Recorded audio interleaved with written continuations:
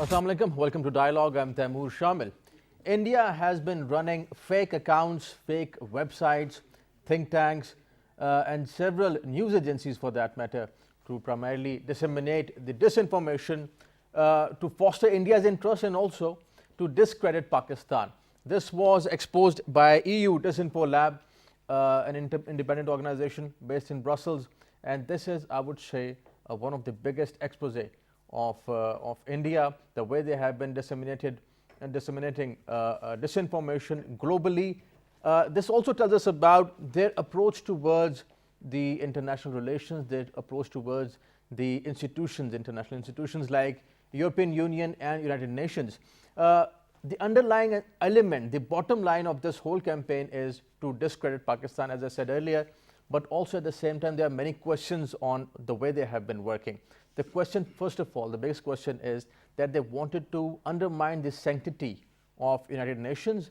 They wanted to malign UN, they wanted to malign European Union for that matter, European Parliament, and for that they have been using fake think tanks, they have been using fake news agencies, fake websites, and not just that, but they have also been using the name of people who probably they died much earlier. A professor who died in 2006, his name was used repeatedly just to show that this organization, Srivastava Group, Indian group, was using his name to foster India's foreign policy, I would say, their interests, and also to discredit Pakistan. Today we'll be discussing about this approach, this Indian approach to malign international institutions, but also at the same time what European Union, let's say, has learned from this big expose, from this episode, what EU has learned, what UN has learned, because this wouldn't have been possible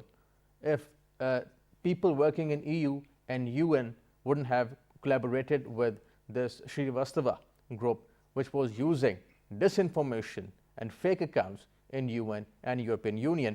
Would the world powers now speak against this disinformation? Would India be held accountable for what they have been doing? ANI, the Indian news agency, was primarily at the center of running this whole mega fake account disinformation campaign. And Srivastava Group primarily was the group that was at the center of running this campaign to discredit Pakistan and also to malign UN, I would repeat, malign UN and European Union. We're going to discuss about this. Our second topic would be Afghanistan, a big development in Afghanistan, that the Taliban and the Afghan government, they have agreed to a basic framework, 21 points reportedly, that they will be working on in future.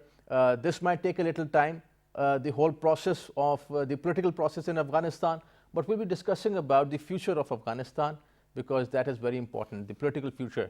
That is important for the region in terms of security, in terms of connectivity, and in terms of trade, and it is most important for Pakistan as well, which has been heavily invested in Afghanistan, and also we have been the victims of what has been happening in Afghanistan, off and on, directly and indirectly. We'll be discussing about that.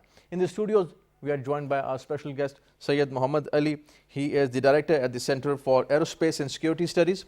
Welcome to the show, Mr. Ali, a renowned expert on Pakistan's national security.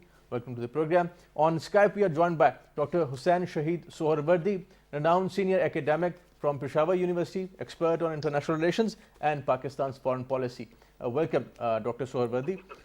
I'll start with Syed Ali, talking about this, I would say, mega expose of Indian disinformation, using fake accounts, as I just mentioned, but most importantly, the way they were somehow successful in maligning and perhaps using people inside European Parliament, EU and UN.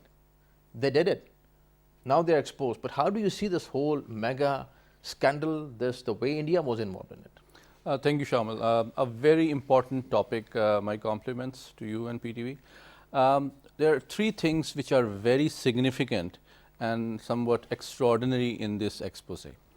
Number one, as you rightly pointed out, it indicates the Indian approach towards international relations, that morality and ethics and law is not relevant to Indian way of statecraft. The second thing is that this was not just a campaign. This was a global strategic communication project of India, which was 15 years old and which was operationalized within a few months of the revamping of the United Nations Human Rights Council in its current form. So and the third aspect is that although the objective was to malign Pakistan, to harm our foreign policy and Kashmir, but the more significant aspect is that it was directly targeting the world's leading international institutions and multilateral diplomacy forums like United Nations Human Rights Council and European Parliament. So if you look at their strategy, it had 4 layers. For your viewers to understand, it is very important that this 15-year-old strategic communication project had 4 layers. The core was the Indian intelligence agencies, which was obviously benign, not overt. The second layer was a holding company which was called Srivastava Group. The third layer was the NGOs and think tanks which were set up internationally in Brussels, Geneva, and up to 10 institutions were set up. And they were working very closely with UN Human Rights Council and also European Parliament. And UN accredited NGOs for that. Absolutely. They were working with them. Absolutely. So their objective was to engage, cultivate, and lure the European parliamentarians. And they succeeded in engaging with no less than 12 to 13 European parliaments. And the fourth layer was the media aspect, in which you had the EU Chronicle website, in which they managed to engage the European parliamentarians. And then to maximize and multiply its effect in the psychological and media domain, websites they had and ANI NGOs, right? News Agency, which had bureaus in over 100 bureaus around the world. And then the fifth layer was the 750 fake news websites. So just imagine this 116 country based huge global operation. Right. Mr. Sohrawardy, we'll be discussing about this. We are joined by Mr. Rana Athar, a renowned expert on Pakistan's foreign policy, national security, and also an expert on the European affairs. Welcome to the show. Mr. Athar, talking about this situation, first of all, the disinformation led by India, the mega, I would say, expose of Indian design, the way they have been using European parliamentarians for that matter. I remember a few months back, they even took almost 25 members of European Parliament to Kashmir. They were invited by the BJP. So somehow the European parliamentarians were played in this. Some of them actually wrote op-eds for Srivastava Group, maligning Pakistan, discrediting Pakistan, and some of them have also said that they are proud of BJP, they would rather stand with BJP. How is EU looking at this, European Parliament looking at this? Well, thank you very much, Taimur. I think in the area of psychological warfare and deception, this must have been one of the best case studies for the future students of the PhD research scholars to really understand that the complexity is compounded by multi-layers, and that multi-layers come from, they pretended to be advocacy and lobbying. Basically, they have not done nothing. Maybe they have done a lot of damage to Pakistan, but actually they have done most damage to international law, European parliamentarians' integrity, Europe's own integrity and credibility. They have basically negotiated all the parliamentarians who were involved and the companies involved. They have challenged the writ of the respective governments because they have deceived them through their own laws. Definitely they must have funded, must have funded tremendously, also bought out maybe in the system. So that's why I said that this is a kind of classic case actually, And this classic case would definitely involve, in the end, the British government, the EU government, especially Germany, France, and the major countries. At the same time, we must understand that in this game, the only loser, I would say, is India, and at the top is the Western governments. There, all these laws they have been saying about the human rights, so they were all phony, crafted in a way and manufactured the consent, which in many ways has been fake. Right. So the fake news, area of the fake news, this must be also studied now, because like if you remember, we had these WikiLeaks and all of that. There were hundreds of PhD are done actually on the subject. So we as a think tank, we are already Pakistan House, we are already working on it for the past actually few years, because there were doubts and suspicions about many websites. So I would indulge in later, because definitely. I think we have more questions on Europe primarily and the way they were operating over there. Dr. Sohrawardy, the spokesperson of EU on foreign affairs has said that the parliamentarians of European Union, they should distance themselves with these people and exposing the disinformation. I would just quote what the spokesperson said. He said, exposing the disinformation and those who spread it is one of our main instruments. Now the question is that these people were trying to undermine the sanctity of EU, European Parliament, United Nations. They used accredited UN NGOs for that. They were maligning all the institutions. How is now the EU going to address this issue? European society is going to address this issue of disinformation and fake news by India. Taimur, you have asked a very important question, and the topic that we are discussing at the moment is of paramount importance in the light of international law, as well as relations between the states. But I know that you have a background of international relations. Question is that we know this thing, that propaganda is an instrument of foreign policy. Right. When propaganda is an instrument of foreign policy and it is an established and accepted fact, ethics and morality in foreign policy is the question of the question. I don't find this justifying it, that this whatever happened on India, whatever they did against Pakistan, as far as propaganda is concerned, this is wrong and this is ethically and morally unfortunate. I mean, what Indians, they know that Pakistan is their enemy. I mean, they went for 750 fake websites. They should have gone for thousands. But Dr. Sohrawardy, of course, there are some norms and values. I mean, norms and values are observed universally all over the world, and especially I'm talking about UN and EU, they have their sanctity. Let me finish. Now, this is the era of psychological warfare. This is the era of media and propaganda. This is the era of fifth generation warfare. We should have understood that. We should have broken this entire network that India had encapsulated us. The question is that, why couldn't we break it? Why this network couldn't be broken in the beginning of 15 years? When they were doing that. Now you asked a question that the European Parliament members. I got your point. The point is that Pakistan should have done that.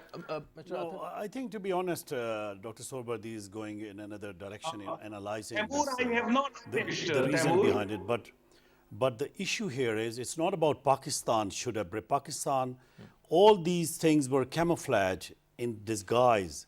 There is no foreign policy article of understanding among the countries to deceive each other. Foreign policy is rather diplomatically is more transparent, more honorable, respectable. Right. All wars ends in a negotiation through the foreign diplomatic channels. Saying that the Pakistan has not done it, I think, to be honest, I respectfully disagree. Not only that, because this is also be a misunderstood fact. This is not the first era of psychological warfare. All these things have been happening prior to First World War, Second World War. The Allied countries would run different kind of, radio programs in German language, telling the people that, Germany is captured. And actually, it wasn't. So propaganda is not technically, is not part of, because propaganda has both positive projection and propaganda. It's negative. You know, I can tell you, as I'm a former student of psychological warfare, I can assure you that the omission, propaganda in both negative and positive, and the fake news contemporarily and prior to that, they are part of psychological warfare, yes. But it's not a new phenomena, and I don't think the Pakistan or any other country. Look what happened in the United States. Look at the Trump election, previous elections, Russian affair. Well, they have much more resources. They didn't know. We didn't know because we acted in the good faith with India. We have offered India time and again negotiation on all issues, very honorable way, in a respectful manner. But what India did is backstab not us, but the entire world by launching this kind of intelligence offensive, intelligence operations, which we call it information warfare, imposed on the entire world. This is a fact. So, Dr. Suhrawardee, coming to your point, please complete your point. The bottom line is there are at least some basic standards, you know, when you talk about foreign policy. India has not been observing that, maligning UN and EU. That is the point. Taimur, I was giving my point, you interrupted me and you gave my time to someone else, which is really quite unfortunate. Let me finish what I was trying to say. Just a comment on your You point. must You know can that continue with we your are point, the please. students of foreign policy, Taimur. In foreign policy, propaganda is a very important instrument. I mean, go and check right now the books on foreign policy, and it's very important part and parcel of it. Now, the question is that you asked that the EU Commission stated that EU diplomats or EU members of the parliament, they should distance themselves from Indians. The question is, in the last 15 years, why couldn't they dig it out that whatever they were saying, it was based on propaganda? Why they became a victim of it? Why they contributed to hiding the truth? They could have understood that human rights have been violated in Kashmir. We were trying our level's best to penetrate in that. We were telling them. But the question was that they were more into the fold of Indian propaganda than what was truth that Pakistan was presenting to them. Now, in the current circumstances, the very important point is that EU's wrong full understanding of this. Right. Please, Suhrawardee, Dr. Suhrawardee, complete your We are point having a briefly, discussion. and then I'll put this question to Mr. Ali. I don't understand why I am not finished and when somebody is interrupting me. Taimur, can you Nobody's please interrupting. Continue with your point. orchestrate it properly? It's a discussion. Please. No, it's not a discussion. It's my time. And when I finish, you can take the time. Is it possible? Go ahead, Please, doctor. please, Go ahead. please, We are, Dr. Thank you so we much. are Please friends and complete- colleagues sitting complete your point, discussing. please. That I Go ahead, really, please. Okay. Now, the question is that this is the high time that once this has been broken, this network, everybody has understood this, the pack of lies is broken. It's a high time that they must accept what Pakistan says vis-a-vis India, what Pakistan says vis-a-vis the disputed territories that we are having between the two countries. And they must give more weightage to Pakistan now, because they know that whatever India was saying was based on big pack of lies. That is the point that I am trying to make. I'm over. Thank you so much. Right. Please stay with us on Skype. So, Ali, the point is that we should have been more proactive. The underlying element is being proactive and countering India. This whole it's a big lie that India has been playing out in Europe and at UN. What's your point? Absolutely. I agree with Dr. Suhrawardee's last point that obviously we should be more mindful, but it's a global project. It was operating in 116 countries. It was not operating only in Pakistan. It was operating in 116 countries. It was cultivating international diplomats. But the most important part on which I agree with Dr. Suhrawardee is that Pakistan's stance towards India stands vindicated.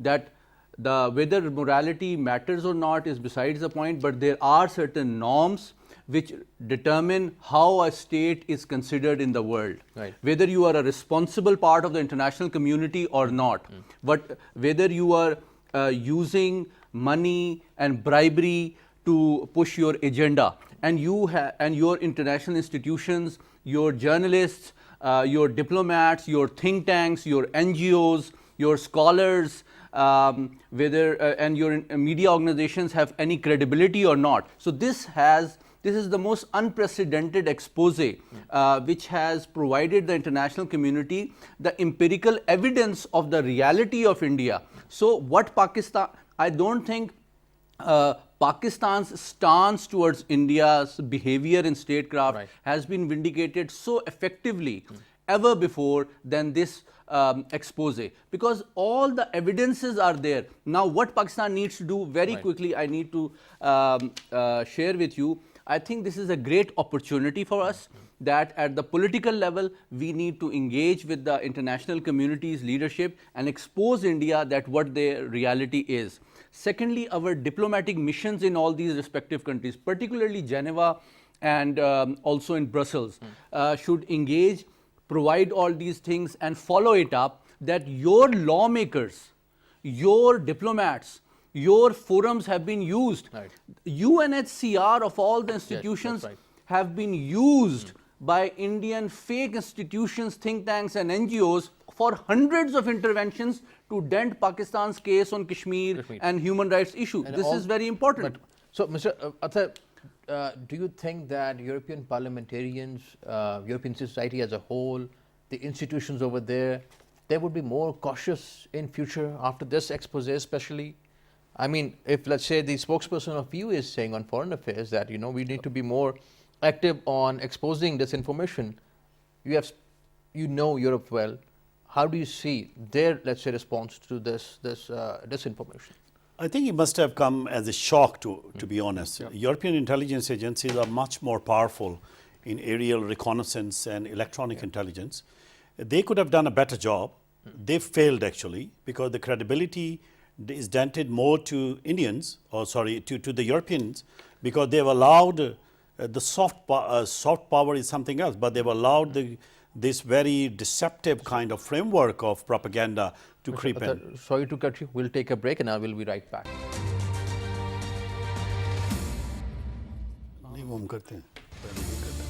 Welcome back. We are discussing the disinformation that India was disseminating and probably still is all over the world to discredit Pakistan. But this is not just about discrediting Pakistan. It is also about maligning prestigious institutions like United Nations, European Union, European Parliament for that matter.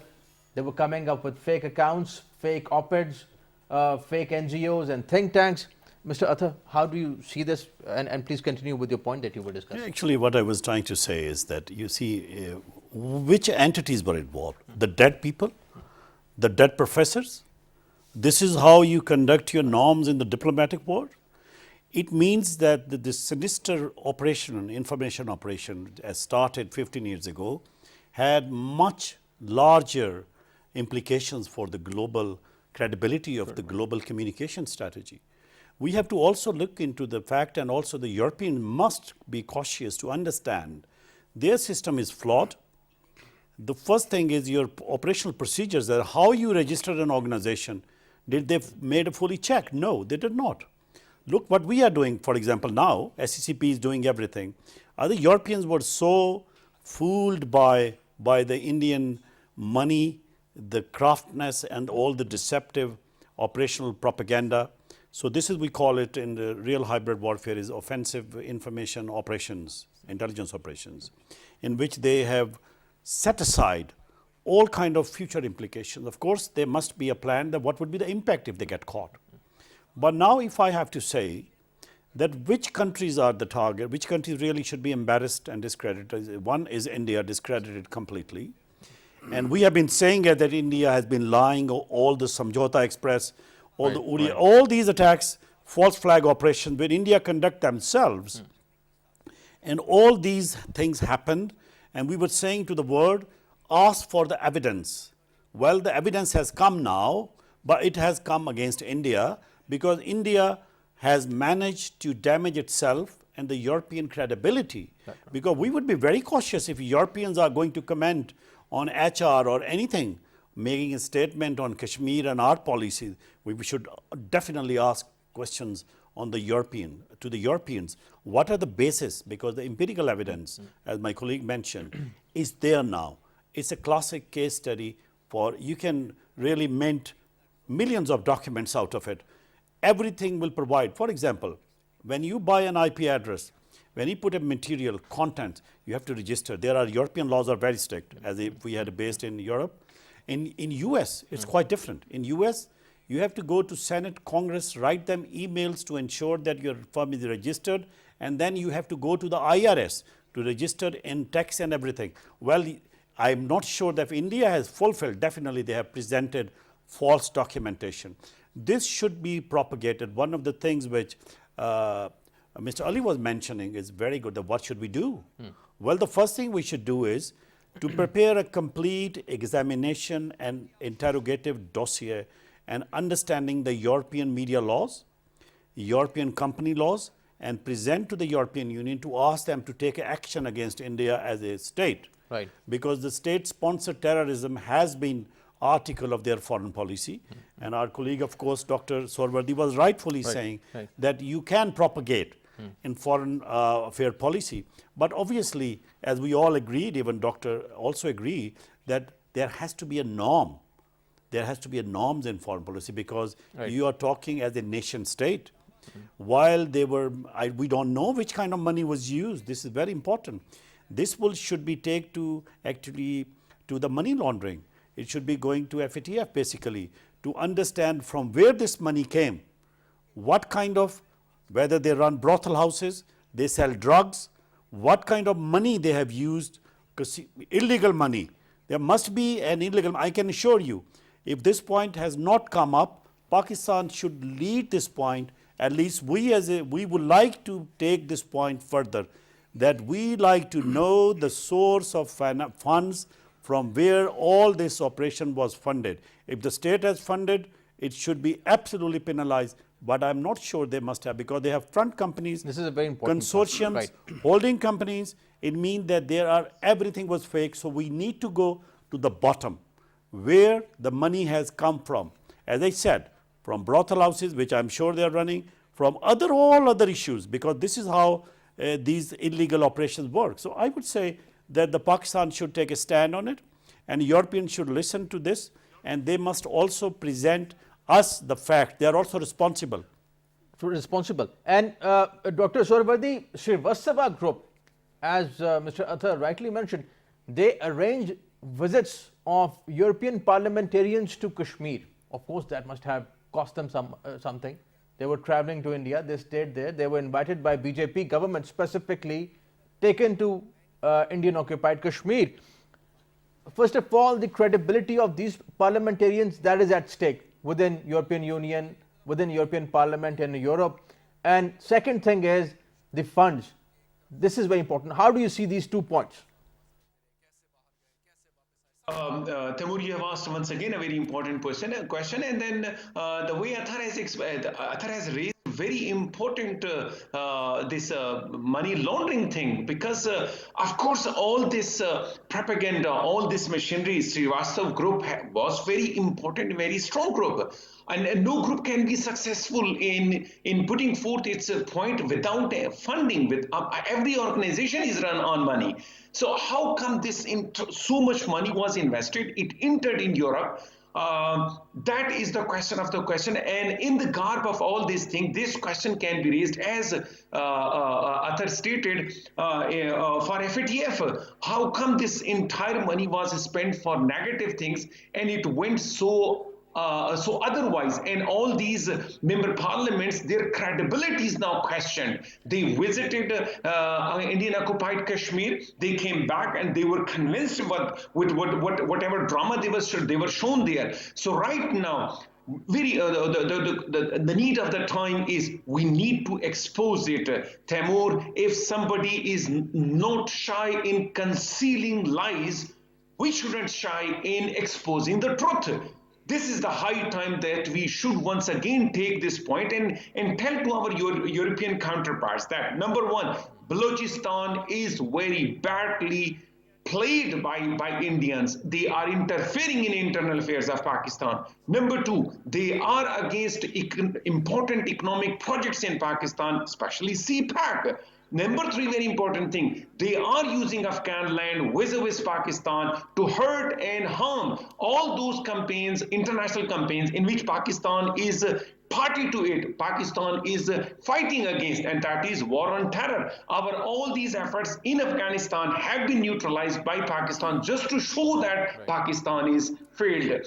This is the high time that we must move on and expose the truth as they have tried to conceal lies. Right, right.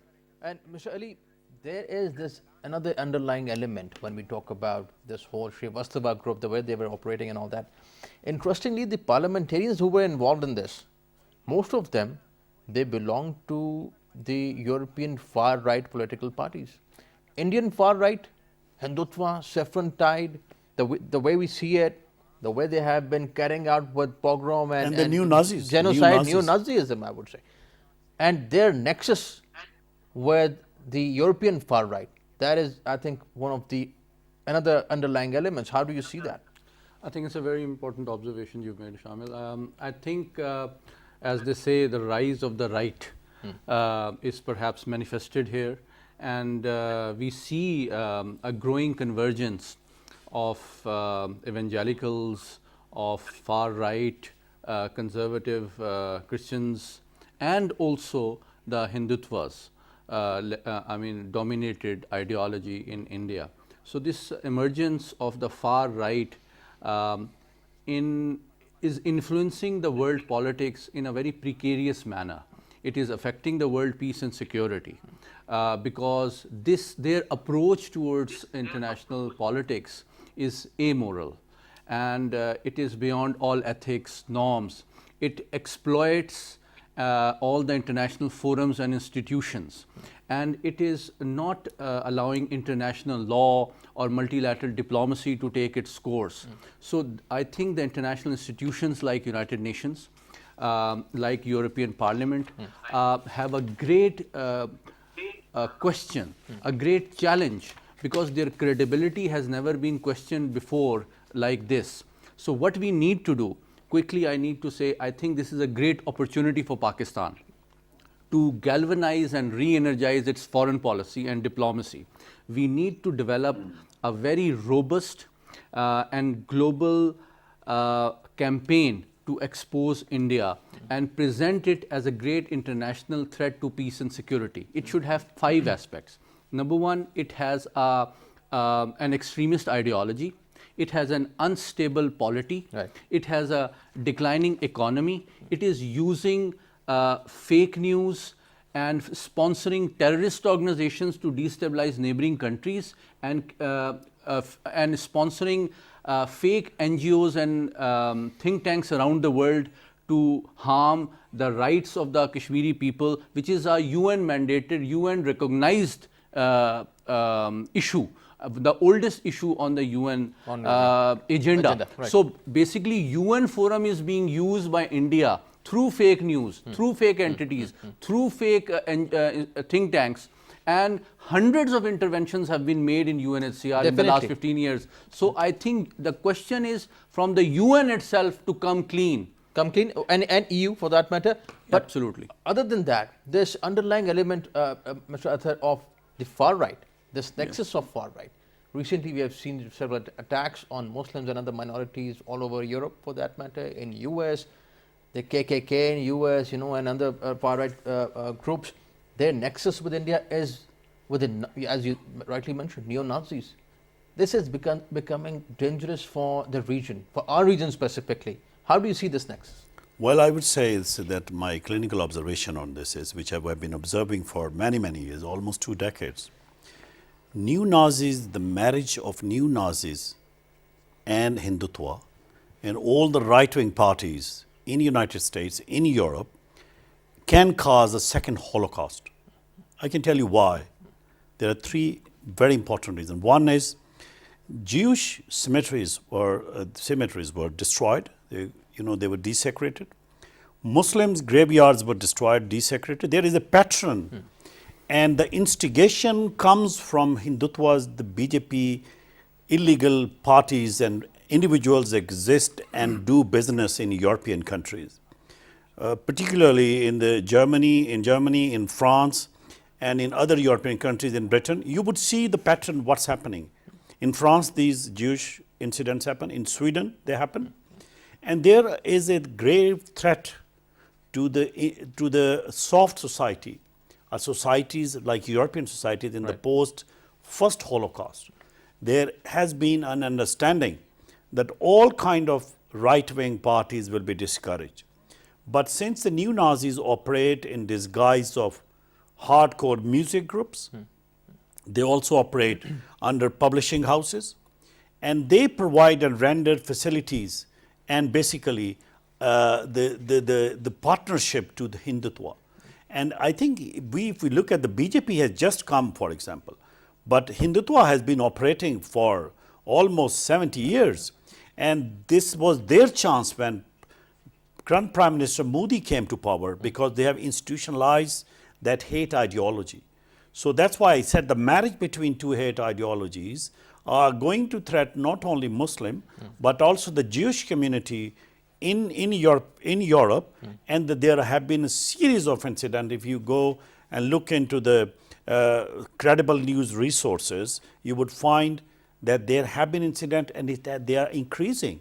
So I think with this kind of thing come in the picture, there must be not only a campaign, but there must be a full dossier prepared by the Pakistani government in coordination with the European Union, and if the UN agrees, to create a systematic defense system against any such incidents in future, especially coming from India. Because India, after having all these fake and artificial companies, they would deny it, and they are denying it. They are very quiet at the moment. Of course, they are dealing one of the most important serious protests of farmers in Delhi with this lead. It means that India is not only hating their own minorities, but it has spreading its hate towards Europe and towards Pakistan and towards Kashmiris. This must be stopped. This is a big embarrassment for India, especially this EU Industrial disinformation scale. lab.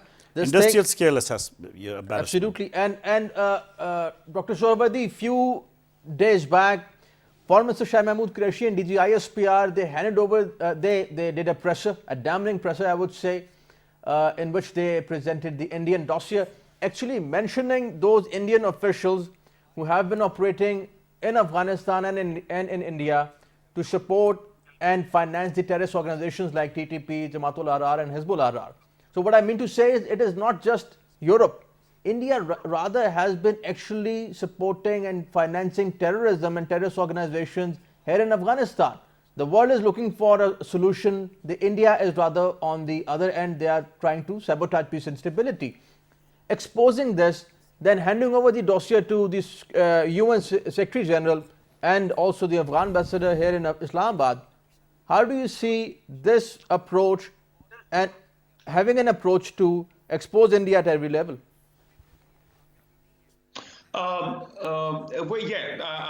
You very rightly stated that Foreign Minister as well as DG ISPR, they have spoken about this subject. I think that whenever Pakistan speaks about India, somehow people take it very biasly. They think that it's an enemy country, and that's why whatever Pakistan is saying is also biased. Somehow, same thing has not been taken up by Indian side when 750 fake websites were working against Pakistan, when Indian occupied Kashmir's human rights violations were exposed to the world as something very dandy, something very wonderful. That is something where I find that the world is extremely biased towards it.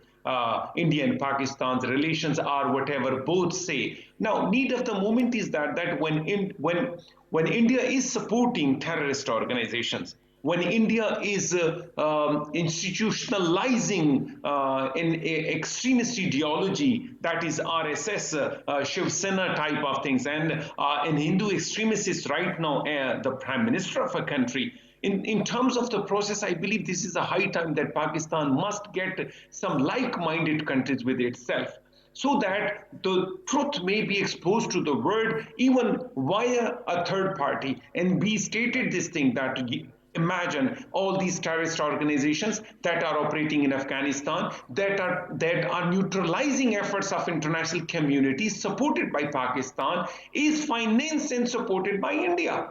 I mean, this would be the high time when we will really say about that. And there are many countries who will definitely be assistive to Pakistan, like Central Asian republics, like Iran, like China. They are the victims.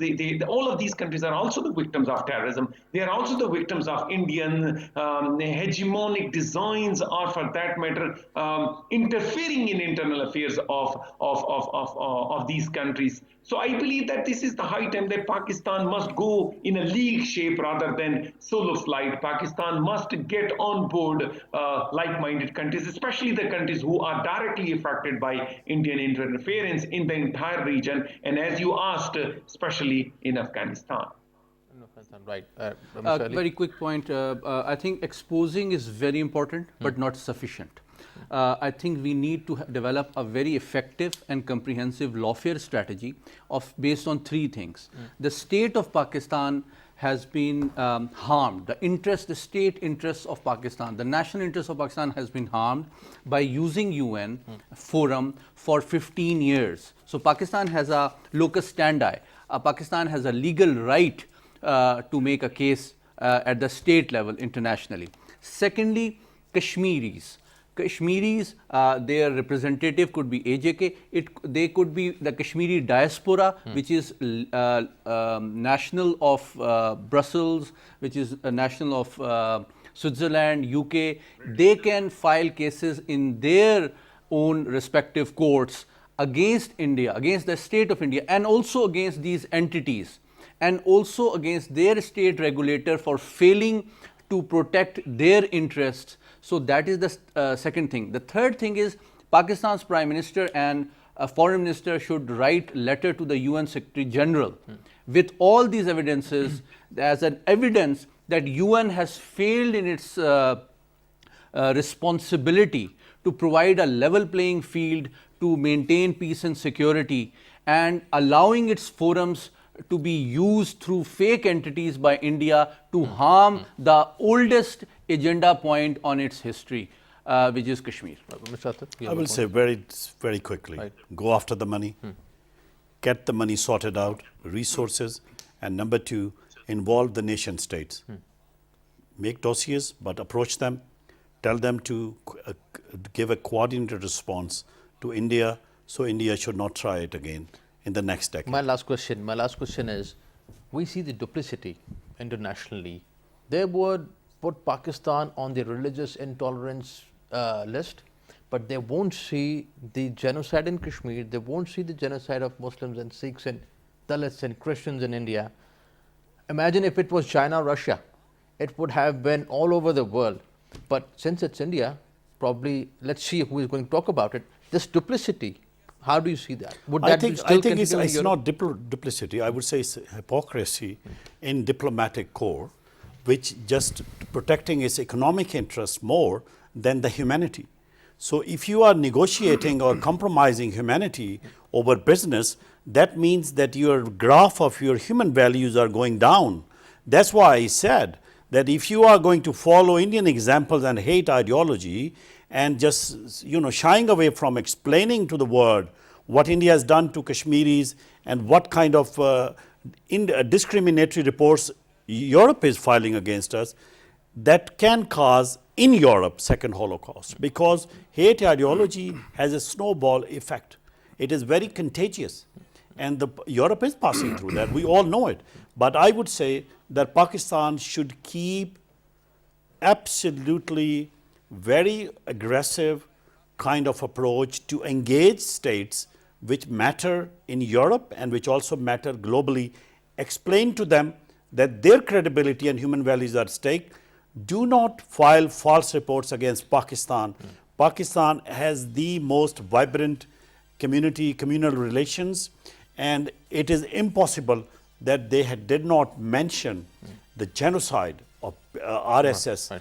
and Bajrang Dal against Muslims, Dalits, Sikhs, Christians, burning Christian missionaries. They never mentioned that. And also in Kashmir, for the past decades and especially for the past last year. One last quick point, Mr. Ali. There is also this talk of regulating some sort of media, social media in Pakistan, because if we are, let's say, this whole idea of fifth generation warfare. I know, I mean, a lot of our friends in Pakistan, you know, they talk about this fifth generation warfare. quite sensitive There's a lot about of it. criticism as well, you know, on this, but this is a reality. I mean, this BBC report that I have with me, all these reports, EU Disinfo Lab, this actually verifies this fifth generation warfare. Regulating our media, this whole debate in Pakistan, what should we, you know, keep in mind when we talk about this? Very quick, two points are critical for national security. One is we need to manage media so that Pakistan internationally is a responsible country and domestically we are sensitive to the public sentiment, but it should be consistent. The media behavior should be consistent with our values, national security, our norms, culture and history. That is very important. So that is a responsibility which has been vindicated by its absence in Europe, where India has used their liberty. That's the point, and, you know, and that, lack so of that regulation, India cannot lack use of our regulation space. has been used to push their agenda. And lastly, I think Pakistan can, like Rana Saab pointed out, if we connect the dots and track down the money trail, we can build a very good FATF case against India. This is a very important point. Gentlemen, thank you for joining us. Mr. Athar, pleasure having you on the program. Thank you for your time. Mr. Ali, thank you for joining us. Dr. Suhrawardy, thank you for joining us. Pleasure having you on the show. Keeping the trail of money of that was used to fund this mega disinformation campaign, I would say, as Mr. Athar just mentioned, is very important. Not just Pakistan, I would say European Union, EU, European Parliament, UN specifically, all these prestigious institutions must keep a check on anything that is coming out from India, any information, and most importantly, the money trail coming from India. Thank you for joining us. Thank you for watching Dialogue today. See you next time. Khuda Hafiz.